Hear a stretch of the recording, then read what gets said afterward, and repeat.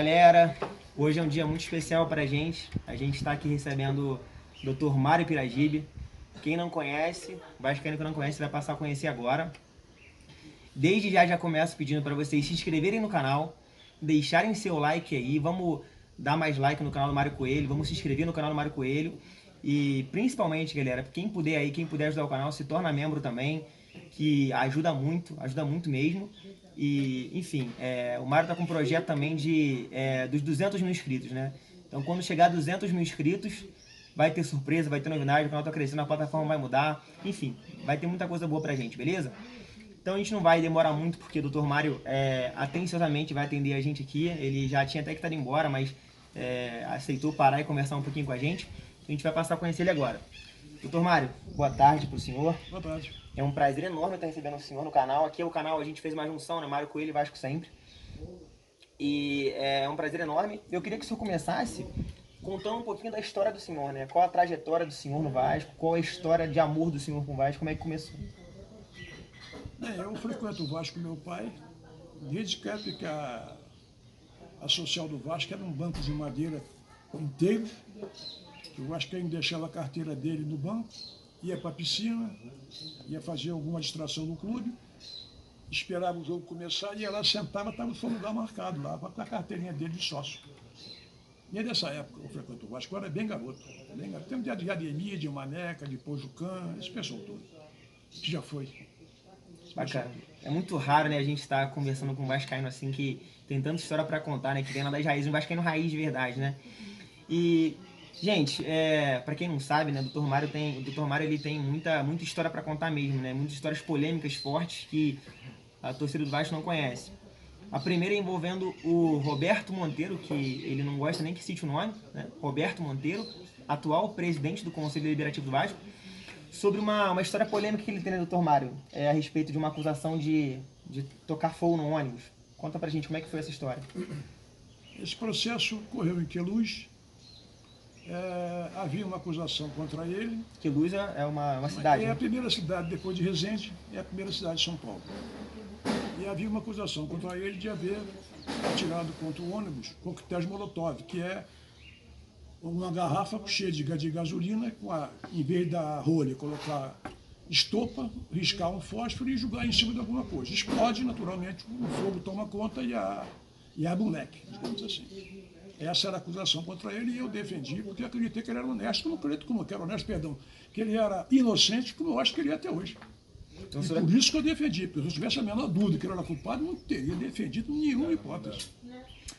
E, pelo que o senhor fala, a acusação era uma coisa brutal, né? O acidente era algo brutal. Pouco vascaíno conhece essa história, mas... Foram queimaduras de primeiro, segundo, terceiro grau. Eram 28 vítimas desse atentado. E houve esse julgamento no qual ele foi absolvido. Justamente absolvido. E eu sei que você não gosta que fale isso, mas eu vou ter que perguntar. Disseram que o senhor defendeu o Roberto Monteiro a pedido do Eurico Miranda. Bom, em primeiro lugar, eu sempre fui inimigo pessoal do Eurico Miranda. De muitos anos. Sempre briguei demais contra o Eurico Miranda. Ele jamais ousaria me fazer um pedido dessa ordem. E se pedisse, você pode ter certeza que eu não teria sido advogado do ex-vereador. Em nenhuma hipótese. Doutor, qual o motivo dessas discordâncias com o Eurico Miranda? O senhor comentou que era desde a década de 70, né, que o senhor tinha alguma... Eu sabia o caminho que ele vinha traçando. O caminho dele era um caminho de tomar o poder. Tem várias passagens dele, várias passagens. Tem uma passagem dele, por exemplo, com o Chagas, que já morreu, Edgar Chagas, que era o assessor especial do senhor Alberto Pires Ribeiro. A configuração da sala da presidência mudou, agora é outra. Mas nós estávamos na antessala e o senhor Alberto entrou com o pessoal, o sócio dele, ou lá o que seja, e disse ao Chagas: olha, Chagas, não entra ninguém, porque isso é um assunto pessoal e não é nada de Vasco. E ele fechou a porta e acendeu a luz vermelha. De repente, chegou o Eurico Miranda. Quando ele bota a mão na fechadura, o Chagas falou para ele: olha, Eurico, o senhor Alberto está com pessoas aí de assunto particular e pediu para ninguém entrar. O amigo virou-se para ele e falou assim: no Vasco, para mim, não tem assunto particular. Abriu a porta e entrou. Eu disse ao Chagas, Chagas, está entrando aí o presidente do clube de regata Vasco da Gama. Ele está atingindo o objetivo dele. E o resto é história. O resto da história todo mundo conhece, né? O Eurico Miranda foi o que foi, faz o que faz até hoje dentro do Vasco, pinta e borda, e não tem quem consiga fazer nada, né? As pessoas têm medo. As pessoas têm... Por que, doutor, esse medo do Eurico Miranda? O Eurico sempre disse que a força jovem é no seu braço armado. É raro a gente ter uma pessoa que tenha a coragem do Dr. Mário para falar esse tipo de coisa, né? Porque todo mundo sabe que o Eurico é ligado à Força Jovem. E no conselho, as várias vezes que eu bati de frente com ele, que eu bati sozinho, ninguém me ajudava. Ninguém tinha coragem de juntar comigo. Eu batia sozinho. Quantos anos fazendo isso? E é tão escancarado que a Força Jovem fez votação para novo presidente dentro do São Januário com o Eurico presidente, né? Só que poucos vascaínos têm a coragem do Dr. Mário de bater de frente com pessoas de tanto poder dentro do... Não só dentro do Vasco, né? Tanto o Eurico tem poder, não só dentro do Vasco, mas Ele hoje é um homem doente. Ele hoje é um homem doente. Mas ele não foi sempre um homem doente. Essa é a realidade. Muitos vascaínos dizem que o Eurico ele fez muita coisa boa pro Vasco. De fato, ele fez muita coisa boa pro Vasco ou eles foram só maquiagens que ele fez? Ele só maquiou muita coisa? Eu queria saber quais foram as coisas boas que ele fez pro Vasco. Dizem a nível de patrimônio, ele fez algumas reformas na piscina do Vasco, Projeto Olímpico, Bank of America. Bank of America.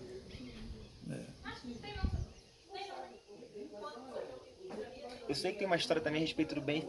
Tem uma história a respeito da CPI do Eurico, né? Que o senhor, inclusive, veio candidato a presidente do Conselho Deliberativo para investigar para que fossem abertas 2 sindicâncias para apurar isso aí. Faz a denúncia comprovada da CPI do Senado. Quais eram as acusações ao Eurico? Isso foi em que ano que essas sindicâncias foram abertas? Não entendi. Isso foi em que ano que acusaram o Eurico de pilhagem, no caso, furto? Na CPI do Senado. Isso foi em que ano? Acho que foi em 2000 e pouco. 2000 e pouco. E quais eram as acusações? Acusações de um saque pilhagem de mais de 25 milhões de reais, por exemplo. Isso à época, anos 2000, 2002, era muito 2003. Dinheiro, era muito dinheiro. Era muito dinheiro. E tinha uma outra denúncia também. A outra denúncia era do jornalista Antônio Maria Filho. Do Jornal Globo. Que na coluna dele, no Jornal Globo, disse que contou uma história, que foi do Denner, e disse que haviam 17 milhões depositados, o Vasco teria dito isso, no processo, inclusive, que 17 milhões teriam sido depositados em conta de terceiros. Então, Antônio Maria Filho perguntava, que terceiros são esses? E eu queria apurar isso.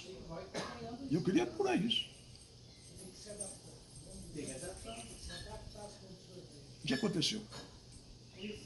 Veio a eleição do Vasco, o Roberto ganhou a eleição. 2008. Eu era candidato a presidente do Conselho Deliberativo. Fui a uma reunião na casa de Trás dos Montes, de Alto Douro, li o meu manifesto e disse claramente, assim que foi eleito, vou nomear 2 comissões para apurar esse saque-pilhagem de mais de 25 milhões e esses 17 milhões que estão em conta de terceiro, que ninguém sabe que terceiros são esses. Isso vai parecer, ou não.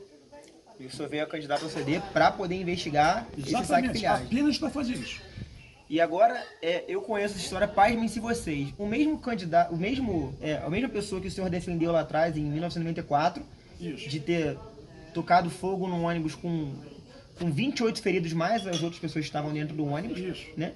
Que o senhor conseguiu inocentar de mais de 140 anos de cadeia, né? Que a pena mínima dele seriam 38 anos, né? Do Roberto Monteiro, que a gente está falando. Começava a contar de 38. Começava a contar de 38. Passava de 100. Para quem não sabe, o Dr. Mário conseguiu inocentar o Roberto Monteiro dessa acusação de tacar fogo no ônibus, né? Se ele fosse condenado, ele pegaria no mínimo 38 anos. Não, jamais. Mais de 100. Mais de 100 anos ele pegaria de cadeia, mais de 100 anos. O Dr. Mário foi o único advogado que conseguiu inocentá-lo, né? Já tinham vindo 8 advogados para defendê-lo. Antes de mim, funcionaram 8 advogados. E por motivos vários, largaram o processo. Então, quando eu entrei, li o processo, me convencei que ele era inocente e fui defendê-lo. E o absolvi.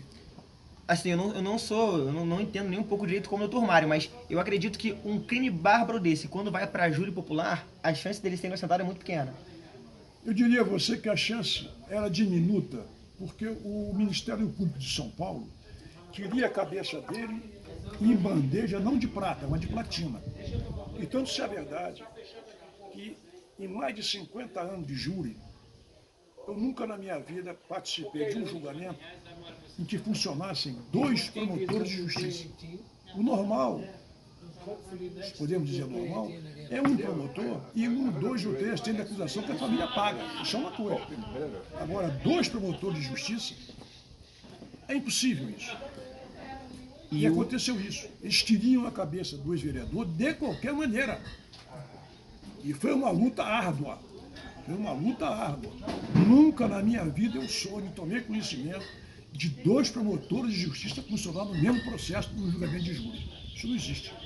Eles queriam a cabeça dele de qualquer maneira. E ele deu sorte. E deu sorte não, né?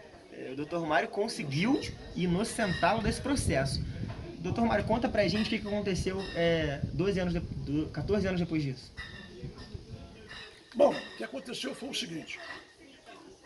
Essa eleição do Vasco, onde eu disse que ia apurar esse roubo do Vasco da Gama, eu me candidatei a presidente do Conselho Deliberativo. E eu estranhei quando o ex-vereador faz uma chapa, ele e Abílio Borges. Na hora eu falei, bom, ele é político, ele quer faturar isso politicamente, vai expulsar o Lico do Vasco e fatura isso politicamente. À época o Lico era uma pessoa forte, não era doente como está hoje. Estava enganado. Eles foram eleitos, presidente e vice, e a primeira coisa que fizeram foi fazer de tudo possível e impossível para arquivar, para engavetar isso aí. E foi o que eles fizeram. Nunca mais tocou nesse assunto. Isso aí eu considerei uma punhalada que ele deu nas minhas costas. É assim que eu vejo. Uma pessoa que me agrediu pelas costas. O doutor Mário livrou o dito cujo de 140 anos de cadeia para 14 anos depois ser apunhalado pelas costas, querendo investigar o saque e pilhagem, que é uma linguagem do Senado, do Senado, né? Do Senado Federal, de aproximadamente 41 milhões, dizem que é mais, né?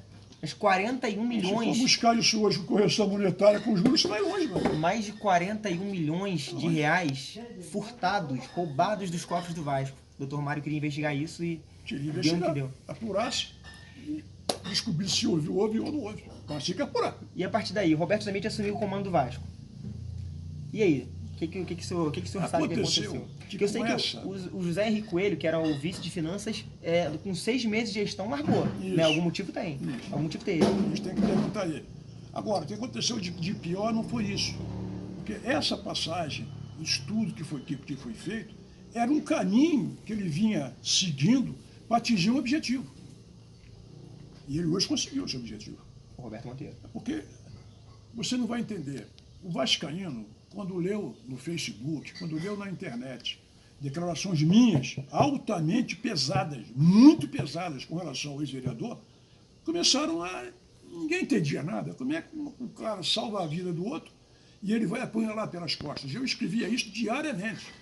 Então ele ficou queimado no Vasco da Gama. Absolutamente que é tipo da pessoa que ninguém queria na chapa. Porque ele não trazia voto, ele tirava a voto. Mas aí ele faz a jogada genial. Qual foi a jogada dele? Ele lança a chapa dele como candidato a presidente do Vasco da Gama. Pouca gente entendeu isso. Pouca gente entendeu isso. Qual era a jogada dele? Quando você lança uma chapa, você já impede os outros de lançar chapa. Por que razão? Porque se você lança uma outra chapa, você está dividindo a oposição. Coisa que ninguém quer. Então o que aconteceu no final? Todo mundo se juntou a ele. Isso, desculpe, 2008? É? 2008? Agora, essa final agora aí. É. Ah, sim, sim. Todo mundo se juntou a ele. Essa agora. Que elegeu o Campelo. Essa agora. Então o que aconteceu? Simples, muito simples. Ele bota o Campelo, achando que o Campelo ia ser apenas uma marionete dele. Eu várias vezes usei esse termo, esse seria o preposto dele. Usei isso direto. Bota o primeiro vice dele, bota o conselho fiscal dele e ele presidente do Conselho Deliberativo. Então ele hoje é o dono do Vasco da Gama. Ele não se iluda quanto a isso. Mas a jogada ainda é mais longa. mais longa. Ele hoje quer tirar o Campelo. Por quê? Se ele tira o Campelo, quem é que assume? Ele. O primeiro vice. O Eloy, no caso. Eloy. Quem é Eloy? Colocado por ele. Então ele fica com o presidente do clube, conselho fiscal e conselho deliberativo e além de maioria no conselho. O que ele quer mais?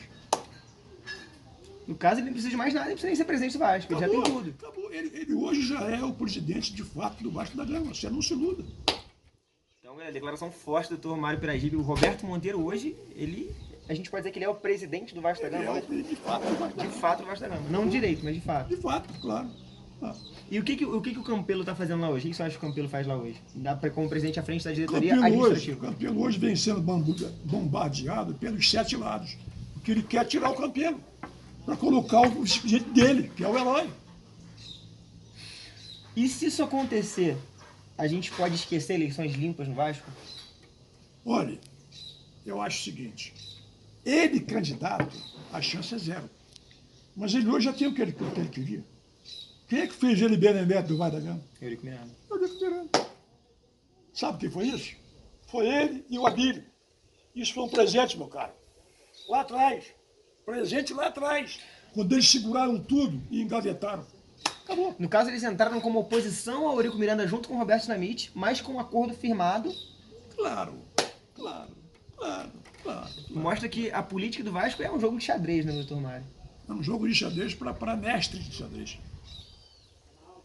Só isso. Então, a gente aqui que é jovem querendo falar de política do Vasco, a gente não sabe nada, né? A gente é garoto ainda.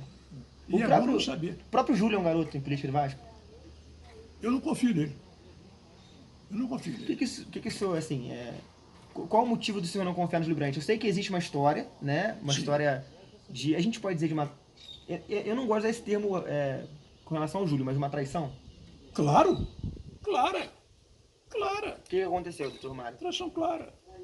Eu era a pessoa que usava a tribuna, vamos dizer, para esquentar a reunião, para o Júlio falar.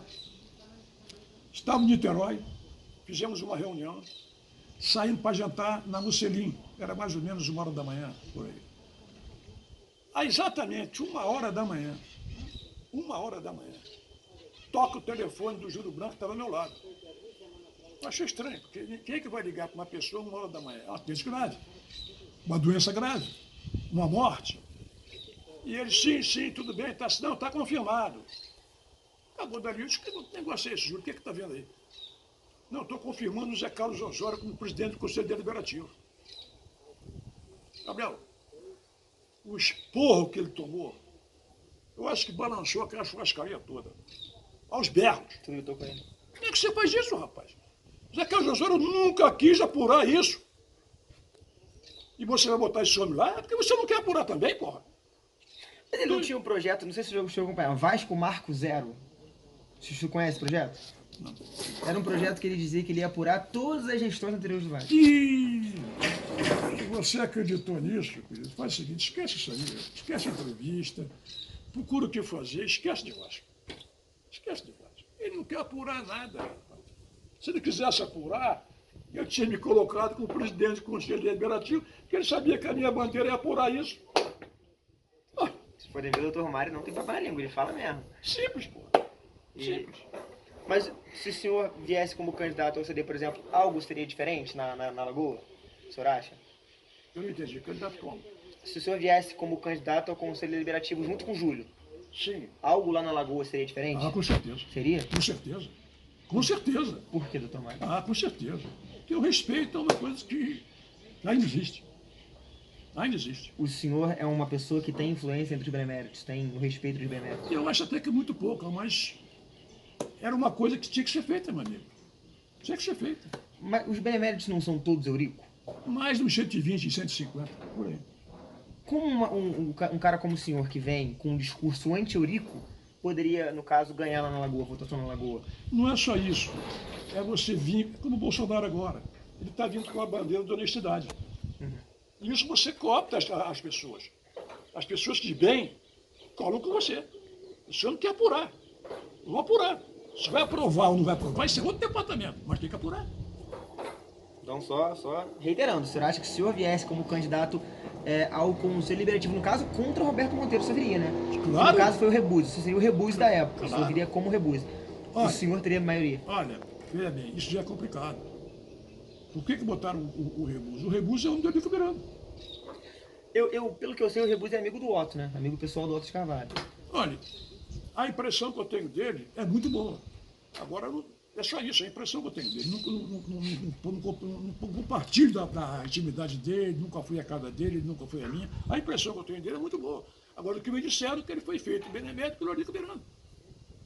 Acabou. Mas no caso, acho que todos foram, né? Todos que estão lá foram. Porque o Eurico, ele comanda o Conselho de Benemérito. Ele é o dono do Conselho de Benemérito.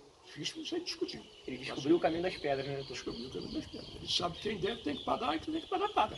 Eu sou um vascaíno que, quando a gente lê, né, a gente tem algumas impressões. Por exemplo, falam, são 300 conselheiros, 150 nados, 150 do conselho. Isso. Mas não tem 150, porque nunca 150 vão votar. Tem uns que moram em Portugal. Aí eu descobri que existe uma tal de fila da morte.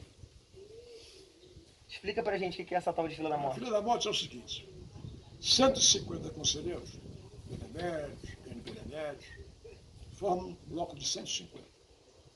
Mas pode nomear, além disso, 100 direito a voto, mais 1, mais 2, mais 3, mais 4. Então morre você, entra um. Isso é ilegal, isso é inconstitucional. Isso é como você pegar o Supremo Tribunal. Isso é, no caso, anti-estatutário? Não é estatutário, mas é uma coisa absolutamente ilegal. Imoral, é assim. Imoral e ilegal. E inconstitucional. Você não pode fazer isso. Você imagina, por exemplo, o presidente da República.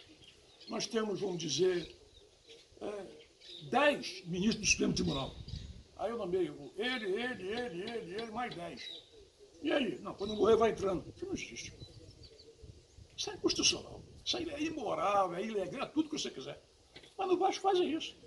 Aliás, quem usou essa expressão, filha da morte, foi eu. Filha da morte é uma... A expressão é minha. A expressão é minha. Entendi. Qual o senhor acha que foi a última boa gestão do Vasco? Financeiramente e desportivamente? E aí eu teria que vir para o João Silva, por exemplo.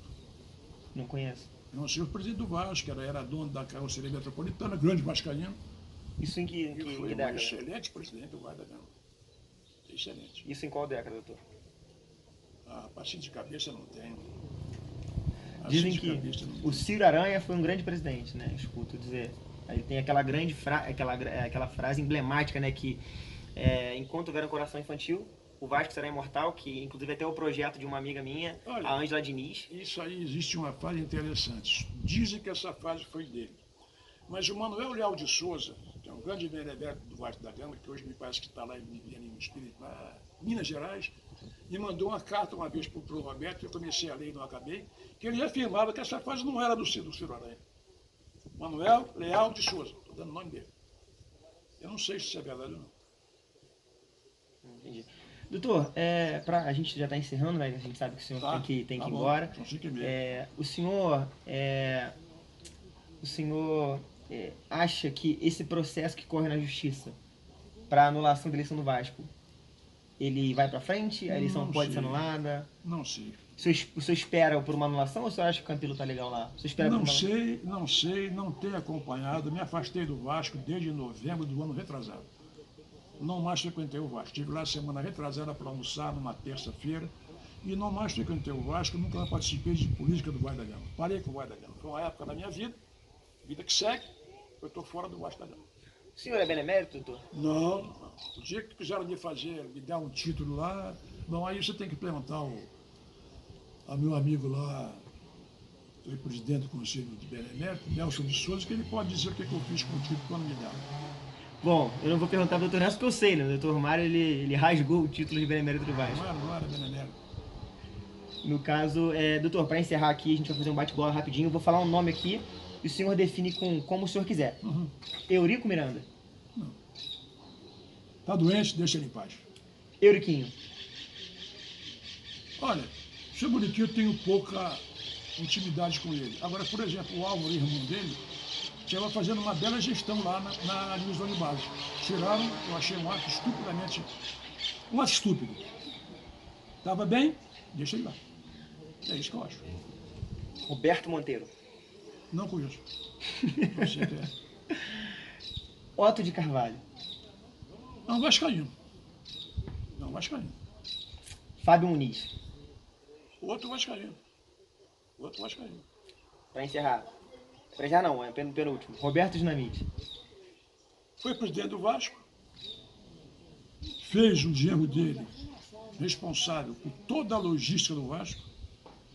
E se eu fosse presidente do Conselho Deliberativo naquela época, pode esquecer que ele não faria isso. Eu pulei um, desculpa. Júlio Brandt. Não é confiável. Não é confiável. Não é confiável. Para encerrar, Dr. Mário Piragibe. Uma pessoa que foi vascaíno, que gosta do Vasco, mas que se afastou do Vasco desiludido com o que existe lá. Antes da eleição, cansou de falar. A oposição não tem candidato. E não tinha. Hoje está aí o resultado. Hoje está aí o resultado. Digo mais a você. O ex-vereador, hoje, conseguiu o objetivo dele. Acho que conseguiu. Parece que ele hoje é benemérito do Vale da Dama. Era o objetivo dele. Ele hoje voltou à cena.